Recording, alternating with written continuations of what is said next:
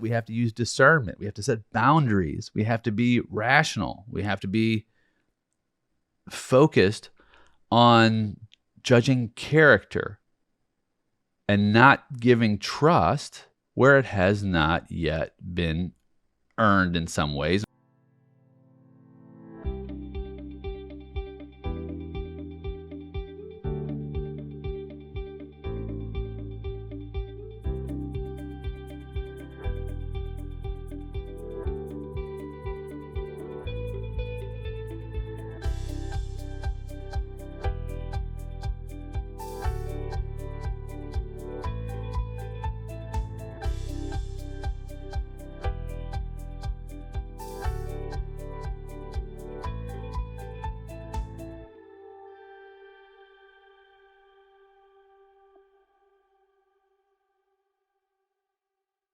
Hello, my friend, and welcome to this final episode in our series on leadership. We're talking about vision specifically, and on these Solo Friday episodes, it's just you and I. We're in the trenches, and we're just hanging out, going through one specific tool to add to your leadership tool belt.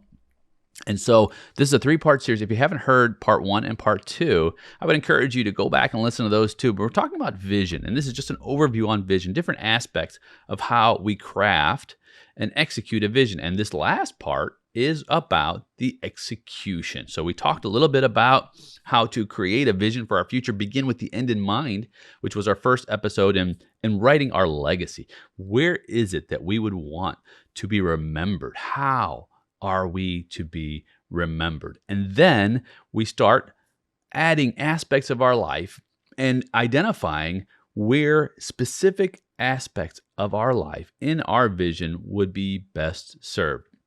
So for example, we looked at different areas such as our needs, our wants, our family, areas of gratification, business, friendships, hobbies, all the line items, if you will, that encompass our entire lives, because we're not just one aspect of a life. We are every characteristic of a life, every season of a life, every part of a life. So it's so important to identify all of those pieces that will bring us fulfillment and joy, help us to aim for greatness, but also in so doing to create an irresistible offer of a life. And so here we are. How do we do that? Well, my friend, there's three really, I look at three different kinds of people in this world. There's lots of different kinds of people, but there's people who are dreamers, there's people who are doubters, and there are people who are doers. And dreamers are just that. They think about, wow, wouldn't it be amazing if life would be like this? But they never actually take action. Then there's doubters who get locked up in all the reasons why things can't happen, why we can't make this vision real, why we can't do this, and this to embody a better future state. And so what do? They become paralyzed. And then they just wallow in their own doubt. But then there's your third kind of person, and I know that's the kind of person who you are. There's the doers, people who actually get out there, step up, show up, to do the work that's necessary to move our vision forward and make it real. That's you. That's me. That's why we're here today together, because we believe that we can be a part of the solution of life. And life is a series of challenges and problems and situations and contexts and circumstances that paint this portrait, this picture of how we exist. So we embrace that to what? Adapt and overcome all of our challenges and obstacles. And so today, I'm going to break down how we actually execute our vision for the future. Now, there's all different ways to execute a vision. These are just some suggestions. These are ways that I've found not only work for me, but for the students who I get to have the privilege of serving. So one of the first things we do is we identify what it is that we want to accomplish. Like I said earlier, right? On those previous 2 episodes in this series on vision, if you don't know where you're going, any road will take you there. You have to know the destination. There's no other way to reach a place than to actually identify where that is. You have to start there. And then once you identify it, you're gonna face all kinds of roadblocks, all kinds of challenges, twists and turns. And the question is, what do I do? Well, the first thing we do is we walk the vision backwards, okay? Before we even embark on the vision, on the journey, we create a strategy. And interestingly, strategy comes from a Greek word, which means to lead the army. So to strategos or strategos, which means it's a military term. And so when we create a strategy, we were creating an action plan. And that action plan is going to determine our steps toward reaching our future. And so without a plan, we're really lost. And so many of us go into a vision or somewhere we want to go, and we just say, let's just go. Well, hold on a second. Let's map it out, right? And so when we talk about mapping it out, we're creating a map of how we're going to accomplish this. So when we're doing that, I like to start with the end result and work it backwards. In other words, let's just use an example. So for me, I wanted to begin working on my my leadership development group. And I wanted to have 12 people in my group and max it out at 12. And so I knew I couldn't get there unless I started backwards, right? So backwards was this. Okay, so if I want in 24 months to have 12 people in my group, then I must start with 24 months out and work it backwards. So in 18 months, I want to have 9 members in my group. In 12 months, I want to have 7 members in my group. In 6 months, I want to have 5 members in my group. In the first 3 months, I want to have 3 members in my group.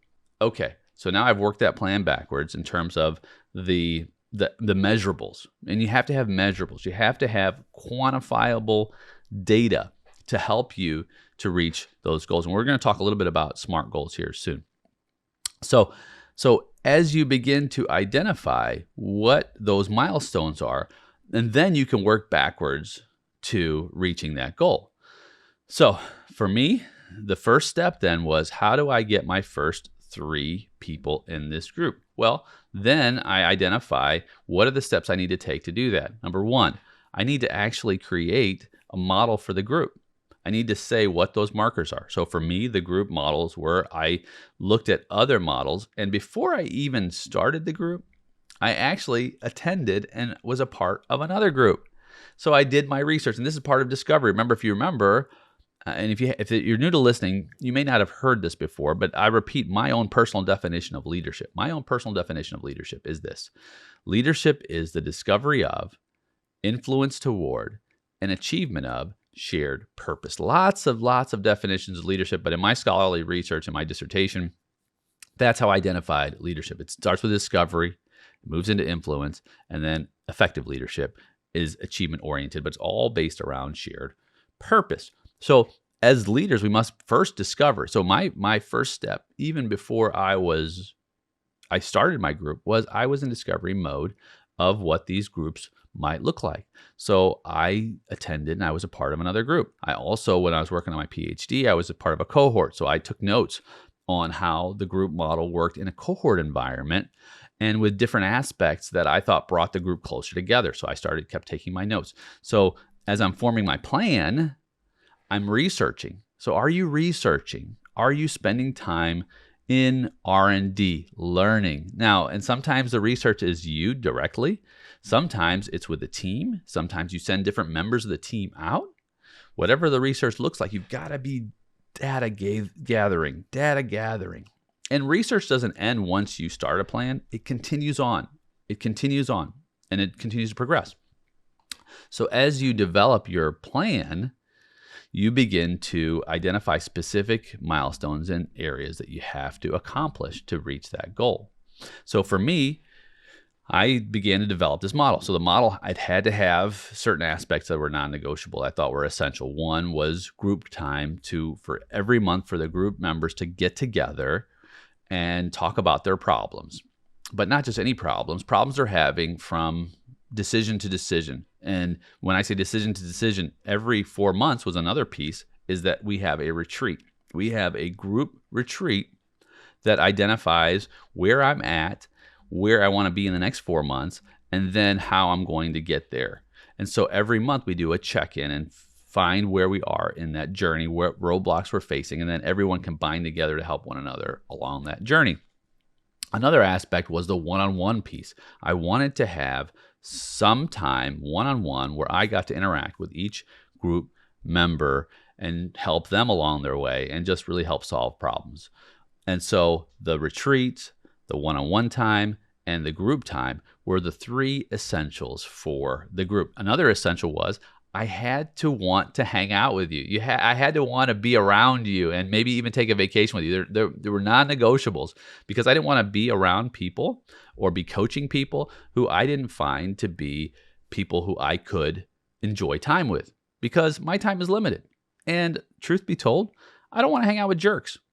I want to hang out with people who share an affinity for the possibilities and who have kindness and patience and compassion in their heart. People who share my values. And incidentally, then, I had to create a system of values. What is it that were non-negotiables in terms of what you valued? So I created a list of values, which were integrity, accountability, transparency, growth, generosity, and a legacy, wanting to create a legacy that lives beyond me.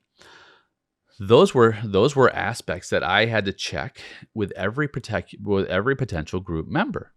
And so when I began to do that, guess what happened, friend? I began to form a plan for this group. You see? So then I began to invite people who I thought might fit that. And as I invited them, my group began to grow. And so I'm happy to say 24 months in, this month, we are at our 12 members. So the plan worked. Now, were there challenges and roadblocks and hiccups? Of course. But in that journey, some things had to happen. In your journey, it's the same. As you're forming your plan of execution, month by month, quarter by quarter, work it backwards, you're going to face challenges. And even in my own students, they face challenges. And that's just with this particular example. I can give you an example in my accounting and advisory firm. I can give you an example in my own family life with my spending time with my son and my spouse and working a plan to invest in them. I can tell you from the perspective of my own personal development, for example, with learning or with health. You say you might, this at the time of this recording, it's the end of the year. This recording will go just right before New Year's. And of course, what do? We do New Year's resolutions all the time. And those New Year's resolutions tend to fail within the first 30 days. People just check out. And there's all kinds of reasons for that, for my vision not becoming real. Why couldn't I make this vision real? That's a question that you ask when it comes to New Year's resolutions. I'm going to tell you the answer to that. Many times, our New Year's resolutions are not anchored. When I say by anchored, they're not anchored in a purpose that lives beyond the momentary needs. And I'll give you an example. When I was a kid, my dad, he ate what he wanted, he drank what he wanted. He was very sedentary, and as he grew older, he smoked. He didn't have a lot of health, a healthy focus on his life. And in my family, we have heart disease is hereditary.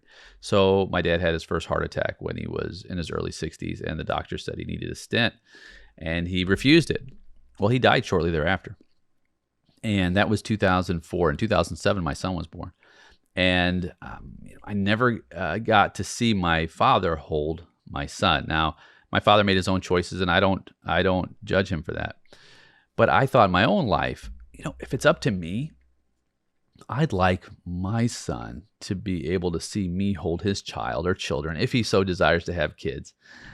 And in order to do that, all things being equal, if I don't get hit by a bus or some other thing that's beyond my control, I can control my choices with what I eat, because in my family, if I choose to eat poorly, in other words, foods that lead to high cholesterol and heart disease and things like that, and of course my exercise and my how I take care of myself and my sleep, my stress levels, then the possibilities increase for me to be able to live out that anchored vision. So when I have a New Year's resolution this last holiday season, I kind of fell off the wagon a little bit with chicken wings and pizza and foods that are not heart healthy, let's say, like I'm accustomed to, like salads and lots of greens and lots of lean meats and vegetables. When I make my New Year's resolution to get back on, it's anchored. It's anchored in that long-range vision that's so much more important to me than that cheeseburger or that slice of pizza. So it's a risk return, it's a sacrifice reward, it's a cost benefit analysis that leads me to make the choice not to pick that up. And I know that a habit takes about 21 days to form, and it takes several months for a behavior to really solidify itself.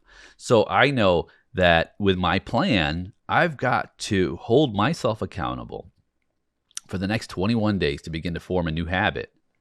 And in so doing, I have to speak it out, verbalize in my own way, personally, is to share what my plan is. Because if I share it, then I'm holding myself accountable with others around me. And as a leader, it motivates me to actually have the discipline to finish a task that I commit to, because I'm that kind of a person. I'm very commitment oriented. So if I say I'm going to do something, I'm going to do it. And so for you, it may look different. For you, you may have different parameters, but you've got to anchor that vision with something that's more important to you than the object of whatever it is that you're trying to overcome. And so you lay out a plan. Now, part of the plan is I'm going to eliminate all of those high fat, high cholesterol foods from my pantry. Might do that. Might eliminate the prospect of going to dinner. You might have someone in your life who loves to go out for, pizza and wings and beer, and you have to tell them, look, please don't tempt me. Please help me because I'm on this mission. You've got to set up very clear parameters in that strategy to reach that goal, and make sure that goal is not beyond what's actually possible. In other words, you might say, well, my goal is to lose 25 pounds this month. Well, that may not be realistic, and it might not even be healthy. So set a goal that's realistic, and then begin to work that goal day by day, and give yourself a praise report every time that you resist the temptation, and replace that temptation. For example, hunger. Late night snacks is something that I know that I and many others have struggled with. So I'll replace it with a bottle of sparkling water. And that sparkling water tends to fill my stomach. And so then I don't have that craving hunger. Or when it's for sweets, I used to reach for cheesecake or things like that, or a bag of pizza rolls. Now it's a date. I'll put like a little fig date out of the fridge, and that sweetness quenches my desire to eat that late. Or some people chew gum, whatever that might look like for you. And then give yourself a reward, whether it's a tangible or intangible reward for overcoming that day, because small victories build courage.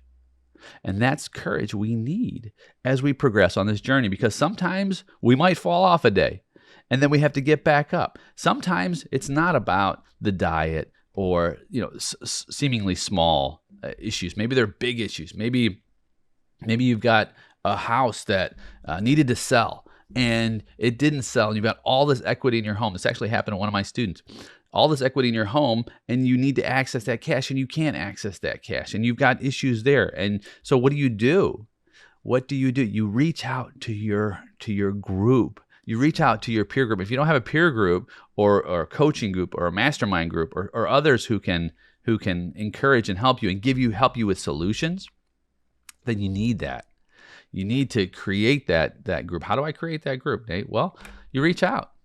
You reach out to people who you think might be worthy to join you in a plight to serve one another and grow. So what did I tell my student? I told my student, well, you've got a business. There's a line of credit option with a bank. Let's see about accessing that particular option and get you some working capital in the short term until your property sells, right? Wow, that sounds great. I'm all for it. Boom, send an email, introduction. You see, we don't do this alone. When we're faced with reaching our goals, making our vision real, we must unite with one another. That's what binds us. That's what holds us together. That's what keeps us moving forward. We're not isolated individuals. We work in social community. Human beings progress through communication. We progress through shared values. We progress through shared vision, shared purpose. We progress because we work together. That's the human condition. That's the human experience.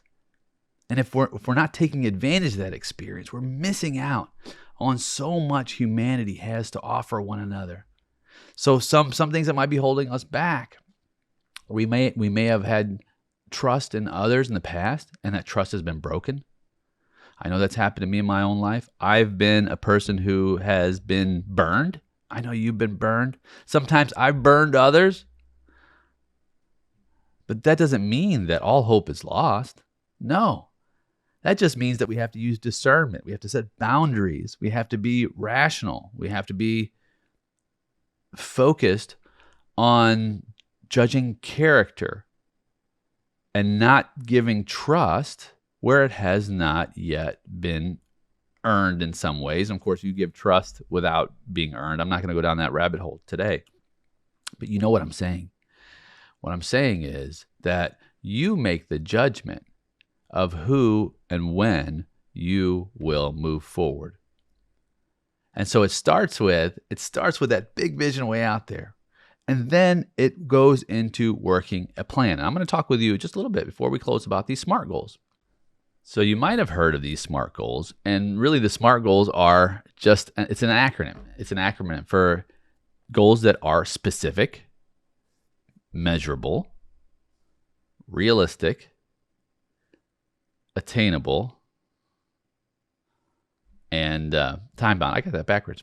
It's specific, measurable, attainable, realistic, and time-bound. So your goals, make sure your goals are very specific. What is it specifically that I must do? Because then you can then measure those goals, whether or not you're achieving them, and then make them incremental, day by day. Have I met this goal today? Sometimes you don't have goals that you can reach day by day. Sometimes they're week by week.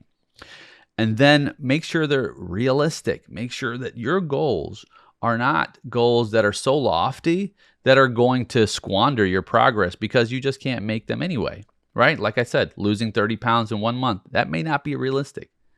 All kinds of things that you think might be.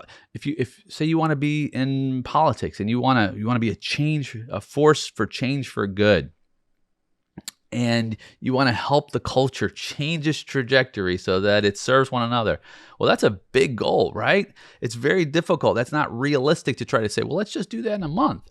I mean, look at Dr. Martin Luther King. How many years ago was that he said, I have a dream, right? We're still working toward those goals. And you can go all the way back in time and so many people along the journey. So make sure your goals are realistic. For us as a family, I went on a goal for 30 days to reach this what I call 30 days of love and acts of charity, acts of kindness with me and my son. And that was a realistic goal. Our goal was simply to think of something each day to do, and then to execute that and do something for someone else. Just be kind. Just an act of service. And it was very realistic, and it was time-bound because it was day by day. It was very specific because we chose an act to do. We could measure whether or not we were able to do it, and then we could attain it. It wasn't that difficult. In other words, it wasn't like, hey, let's figure out how we can donate $1 million to a charity. Well, we don't have $1 million to donate to a charity. So that's not attainable or realistic. But we could easily give $20 to someone in need on the side of the road, which we did. We can easily buy a box of donuts for our local precinct to just share our appreciation for their sacrifice and their service. We could easily mow a lawn for a widow in need. We could easily listen to someone who simply is having a struggle that day. We could easily smile when someone looks down and out. Those are things that are easy to do. They're very specific. They're measurable. They're attainable. They're realistic. And then they are time bound. And guess what happened in those 30 days? We changed. We actually formed new habits to focus specifically on serving others. So we set out for a goal, and our vision, we actually achieve that vision day by day. So for you, what is your vision for this next year in different areas of your life? And again, if you haven't listened to the last 2 episodes, go back, because I go through very specific areas of your life. And then what am I doing day by day? What can I do today to make that vision real? Who do I have around me to help me to do that? Because ideas begin to flow once you begin to ask people. Another example is a couple other my coaching students. They came in and they have a goal of 100% customer satisfaction. They own rental properties. They're renters. They want their renters to be 100% satisfied. This is a huge goal. And so we started identifying ways which they could do that. One of the ways was sending them an annual basket, a gift basket. And so they took action right away and sent edible arrangements to each of their tenants. And they began to get messages back. Thank you for this thoughtful gift. Now, I didn't tell them what the gift was, but we shared in creating a strategy to execute that. And they went right in and executed that vision. They're excellent students. And you can see that's one step toward 100% customer satisfaction. We identified 5 or 6 other aspects of it through communication, through responsiveness, and so on and so forth. Having clean properties and having safe properties and a number of different aspects of it. And do I believe that it's possible for them to do this without the strategy? No. Without the plan? No. But with it, I really believe they can achieve this. And I really believe for you, with a strategy and a plan, and with the right people around you, you too can achieve your vision. Well, my friend, this has been a little introduction to vision. We'll talk lots and lots more about vision on this podcast, because leadership and vision go hand in hand. It's the fuel that makes vision real. And I'm so glad that you've joined me through this time together. I can't wait to be with you on the next set of episodes, a series on leadership. In fact, just this Monday, we're starting a series on, I believe actually it might be the second episode on a series on different aspects of the market and the economy, Airbnb, Carvana, the search for authenticity. So definitely listen in on our Monday episodes, which is co-hosted with Travis Ravel and Sam Sala. You won't regret listening in to those as well. I'm Dr. Nate Sala. I'm so glad to have you. This is a call to leadership.